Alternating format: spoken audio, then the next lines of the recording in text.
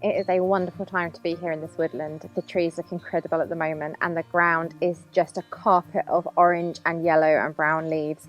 It's so beautiful, but we are very busy. We have ordered some materials for the foundations of our A-frame cabin and we're waiting for them to be delivered. We've got harvesting that needs to be done still. We have got polytunnel beds that need to be emptied. We have got firewood that we need to prepare ready for the winter. It has been go, go, go. But we have made a start. So earlier in the year we planted this potato tower, let's call it, out, but the potatoes were quite far gone because they've been dug up by rabbits and crows. So we're not sure how it's going to do, but I've had a bit of rummage in there and it feels like my spuds aren't very big. So it's a bit like at Christmas time when you try and have a feel like in the stocking as a kid. Hopefully there's something further down there of some size, because at the moment it's like finding like little nuts and stuff in your stocking. So are we just going to dig and check? I'm going to see if I can make this roll over with it all in, try and get it from, I mean I could do try and get back there, but we've got squash plants back there, makes it a bit more difficult. To get them in now, and get round the back of it. In the tub.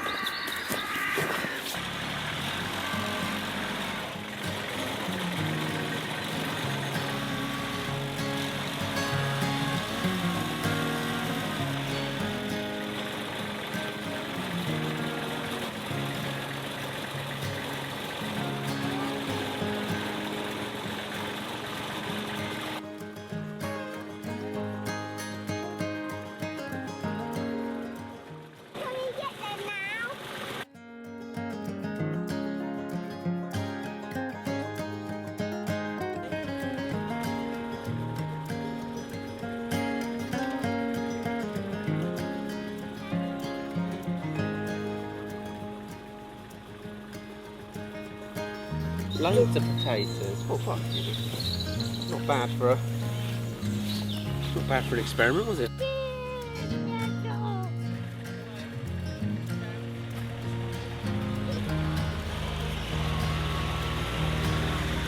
This was only a trial, of course, and we used the potatoes that we'd already planted, so they'd already had a rough start.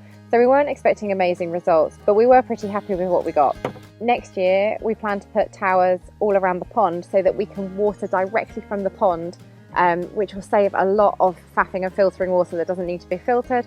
And we can do that when we water the bank, so it will tie in really nicely with the job that we already have to do.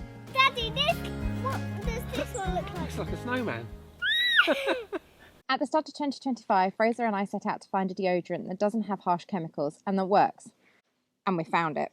Fraser and I switched to Wild after researching natural deodorants and we haven't looked back since. So when they approached us about a partnership, we were delighted to say yes. Their deodorants contain no aluminium salts, no parabens, no harsh chemicals, and they give you a long-lasting natural protection. And if it can work for a guy who sweats working in trees all day in the height of summer, it can work for you. The cases are reusable, premium aluminium, and can be personalised with your name. There are loads of different scents that you can try. Fraser has stuck with the fresh cotton and sea salt for a long time now, but I think he's going to mix it up and give the cedar and sandalwood a go. And for me, it's all about the cherry blossom. It is super easy to get started, which is another reason why we're so glad that we switched to Wild, and we honestly cannot recommend it enough. Wild have also given us the code OFFGRID25 for a massive 25% discount, but it only lasts for November. So scan the QR code that's on the screen or hit the link in the description to make sure that you don't miss out.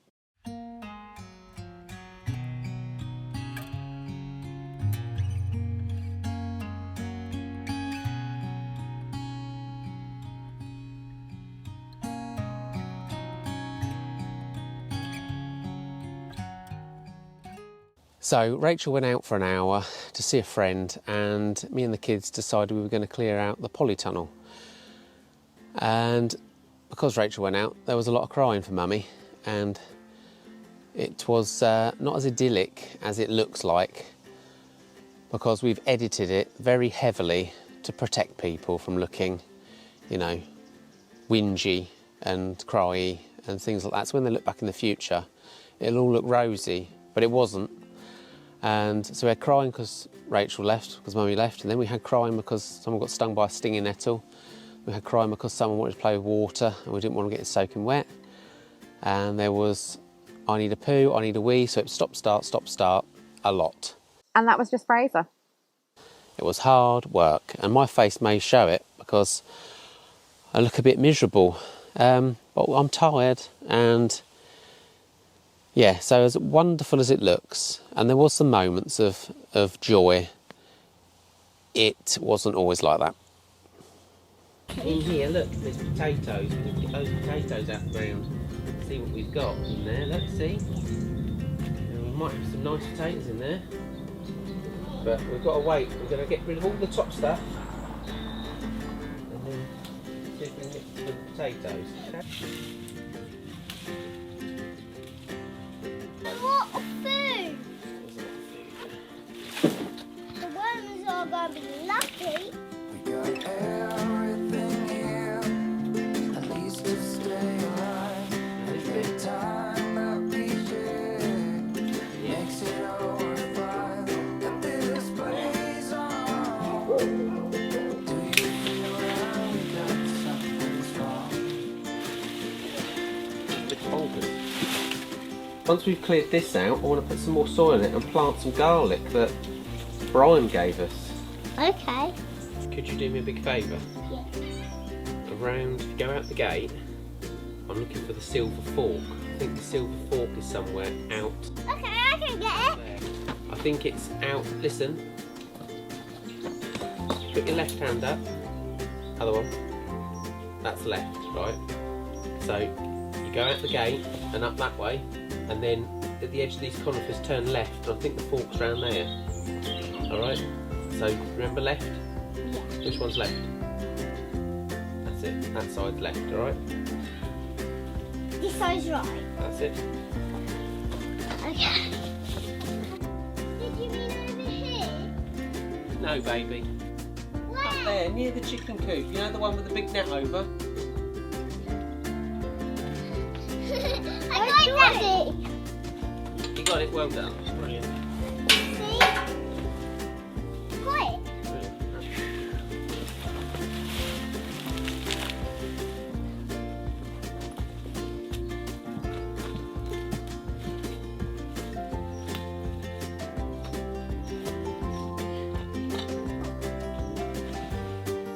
Whoa, this is a ginormous one.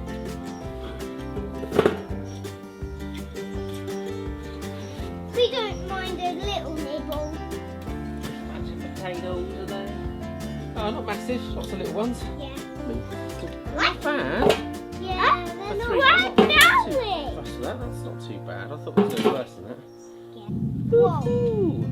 Let's go, and he's a long one. Let's go and give him to a chicken. I reckon we'll leave him in there. Another one.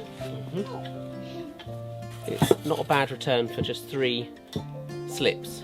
No.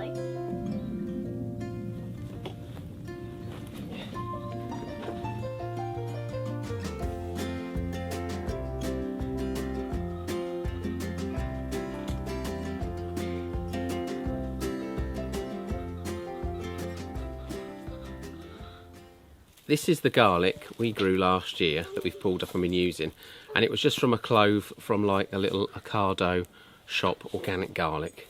It started to go sprouty, so we just put a load of them in the ground when they started to go, and we did a bed and we pulled these up, and this has been lasting us all year. We haven't had to buy garlic, so this came up through the winter, and we pulled it in the spring, and we had garlic.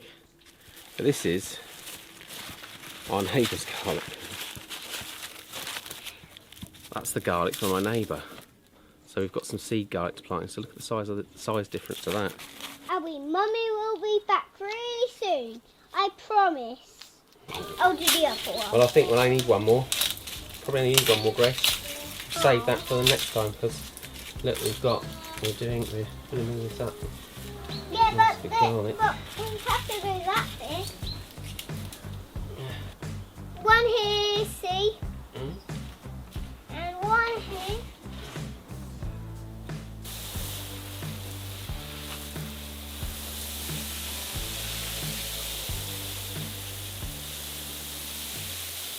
So 71% of people that watch us aren't subscribed.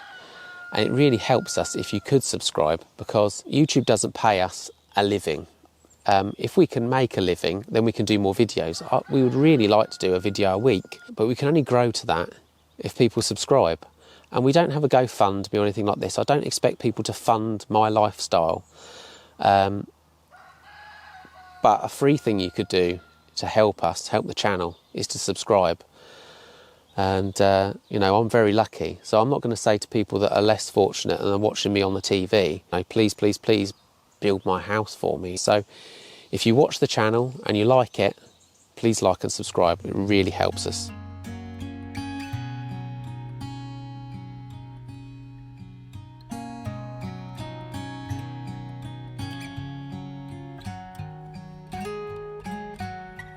There is a bit of a pattern emerging when it comes to firewood in our family, and it goes a bit like this.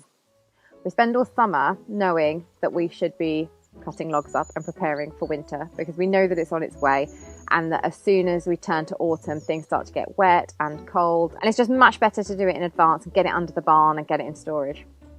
But we're always very busy, and so we never do.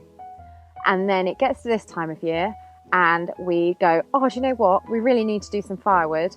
We go to do it and it rains almost every time. And this time, it literally, the day we decided to get some firewood done, it absolutely poured.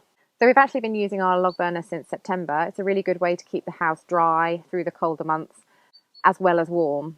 But we haven't done any firewood ourselves yet. We're actually kept in firewood by Ray, my father-in-law, who comes and does a load of logs every week or so. And we're very grateful because without him, we'd probably be in a bit of a mess.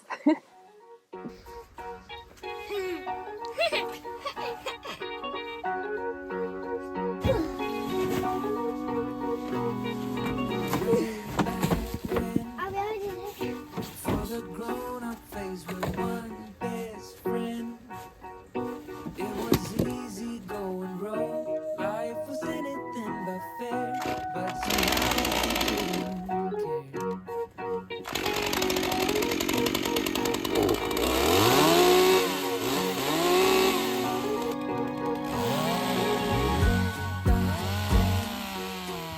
So all the movies on the big screen went. Couldn't afford to pay the price. Snuck in through the back. Was racing as the rails went.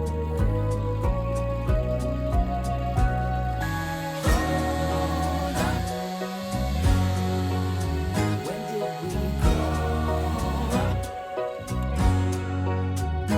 When did dreams give way to plans?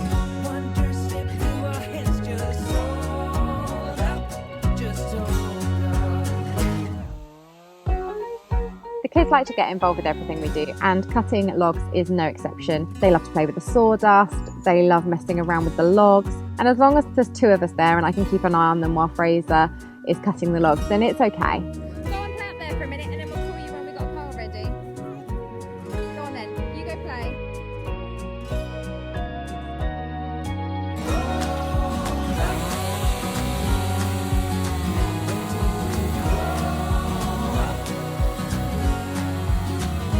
When did dreams give way to plans?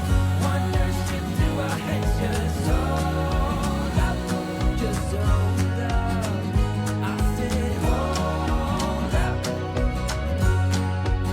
When did we grow up? When did we start moving so slow? Just the road we used to go. Hold up, said hold up.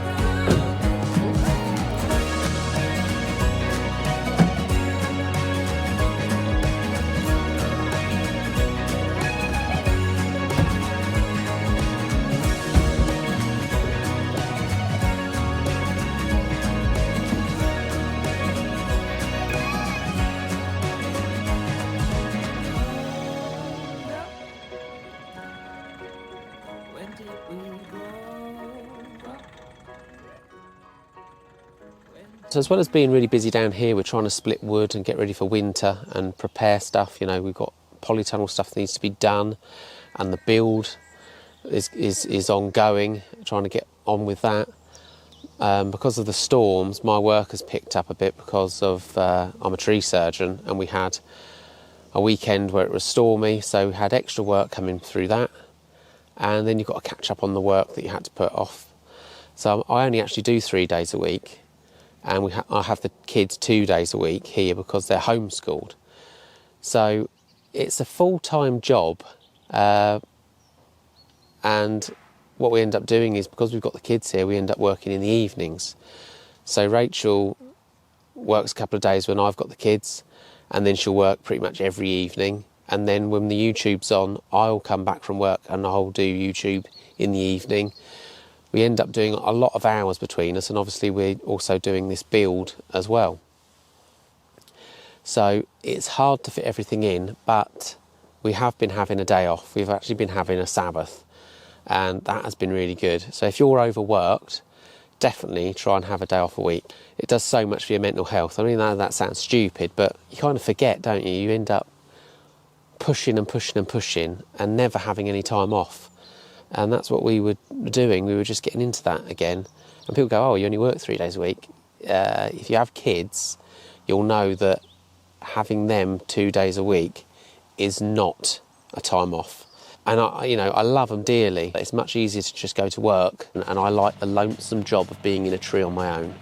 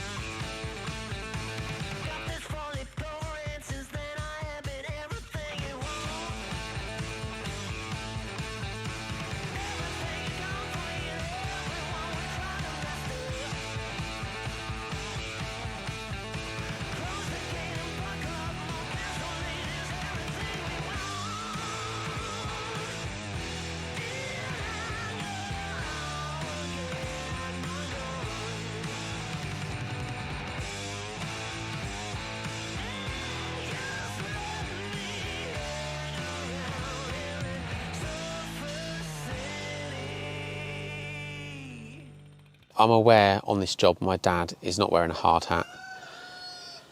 What can I do? I've told him he's got a hard hat, he just won't wear it.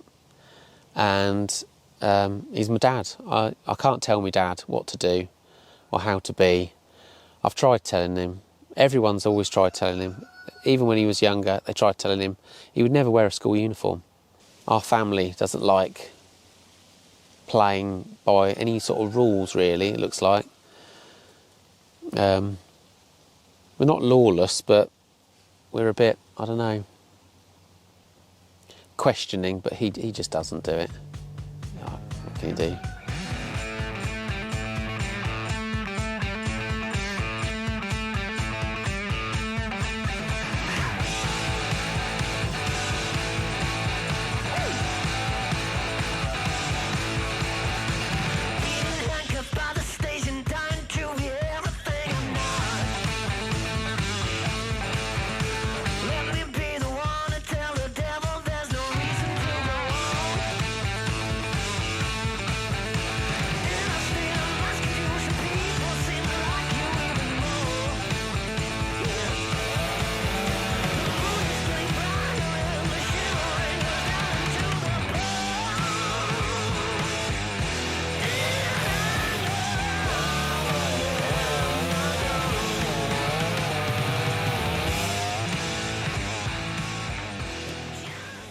So my work's been really busy, and I actually hurt myself on this very job, and I've hurt my elbow, and I can only move it so far. I'm getting a lot more mobility than I had. It's a lot better. But when you hurt yourself like that, when you've got a lot to do, you start to panic because it takes a little while before you see any results. You think, this is getting worse. And because I was moving a lot of soil down here and doing a lot of work, I hurt it more. And you think, oh, what if I need an operation? What's this going to mean? At some point, I'm going to have to mix tons and tons of concrete up. Am I going to be able to do it? This could stuff me. And you start to worry, and obviously you do everything you can to make it feel better and heal yourself, and think, look at what you can do. And you think, well, if I need an operation, and the NHS being what it is, I could wait decades for it. am I partially, you start to really worry and go, am I partially disabled now? it's the worry sets in really early, and that's not because you're a hypochondriac, it's because you go, I've got too much to do for this to happen to me. And you know, if you've got more time, you go, oh well, I'll just, you know, it'll start to feel better, but you haven't got time for it, you're too busy. And that's where I'm at, really. You know, when you get a wound, you go, okay, got to really look after myself here because I've got too much to do. There's too much riding on this. You know, my body's got to stay right, otherwise I'm not going to get this done. Next time on the Off-Grid Family. The excitement of breaking ground soon wears off as Fraser's arm injury starts to cause problems.